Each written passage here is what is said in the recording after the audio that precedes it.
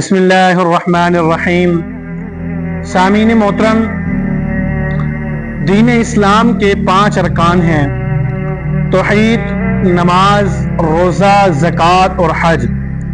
ان 5 ارکان میں سے سب سے اہم جو رکن ہے وہ نماز ہے، نماز ادا کرنا۔ نماز اتنا اہم رکن ہے کہ جب انسان پیدا ہوتا ہے تو اس کو پیدا ہوتے ہی بتا دیا جاتا ہے کہ تم نے نماز پڑھنی ہے، اور ایک وقت آئے گا جب تم پر نماز کو فرض کر دیا جائے گا۔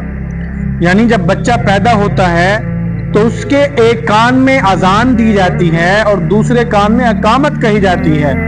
یہ اس چیز کی علامت ہے کہ تم نے نماز کو پڑھنا ہے، اور ایک وقت آئے گا جب تم پر نماز کو فرض کر دیا جائے گا۔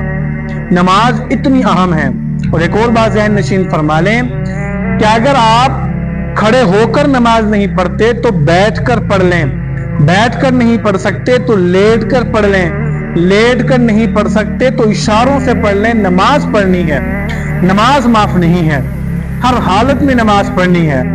ہم اپنی حالت دیکھیں کہ ہمیں اگر کوئی چھوٹا موٹا کام پڑ جائے تو ہم نماز کو چھوڑ دیتے ہیں، اور مفسرین کرام لکھتے ہیں اس کائنات میں کئی چیزوں کو اللہ رب العزت نے نماز کی حالت میں رکھا ہے۔ اب جیسے درخت ہیں، اللہ رب العزت نے ان درختوں کو قیام کی حالت میں بنایا اور یہ قیامت تک قیام کی حالت میں رہیں گے۔ یہ جانور ہیں، اللہ رب العزت نے ان جانوروں کو رکوع کی حالت میں بنایا اور قیامت تک یہ رکوع کی حالت میں رہیں گے۔ یہ کیڑے مکوڑے ہیں، اللہ رب العزت نے ان کو سجدے کی حالت میں بنایا اور یہ قیامت تک سجدے کی حالت میں رہیں گے۔ اسی طرح یہ پہاڑ ہیں، اللہ رب العزت نے ان کو التحیات کی حالت میں بنایا اور قیامت تک یہ التحیات کی حالت میں رہیں گے۔ تو دیکھیں، یہ تو وہ چیزیں ہیں جن کو اللہ رب العزت نے خود بنایا، اور یہ ہم تو انسان ہیں، انسانوں پر تو نماز کو فرض کر دیا گیا، مسلمانوں پر نماز کو فرض کر دیا گیا۔ اس لیے نماز کو پڑھیں، نماز نہ چھوڑیں۔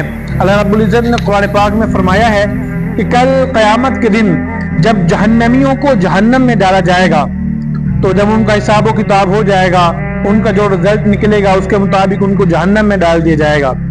جب وہ جہنم میں جائیں گے تو فرشتے ان سے پوچھیں گے کہ تم کو کس چیز نے جہنم میں، کون سا عمل تم کو جہنم میں لے کر آیا؟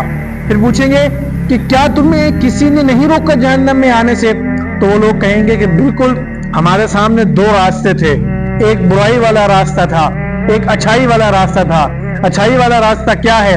حقوق اللہ کا خیال کرنا، حقوق العباد کا خیال کرنا، اللہ کی نافرمانی نہ کرنا، جھوٹ نہ بولنا، غیبت نہ کرنا، بہتان نہ لگانا، تہمت نہ لگانا، چوری نہ کرنا، اور نماز پڑھنا۔ یہ کام ایسے تھے کہ اگر ہم ان پہ عمل کرتے تو یہ اچھائی والا راستہ تھا اور ہمیں یہ جنت تک لے کر چلا جاتا۔ ہم نے برائی والے راستے کو چنا، ہم نے جھوٹ بھی بولا، ہم نے غیبت بھی کی، ہم نے بہتان بھی لگائے، ہم نے تہمت بھی لگائی، ہم نے ناانصافیاں بھی کی، ہم نے خیانت داری بھی کی، ہم نے سب کچھ کیا۔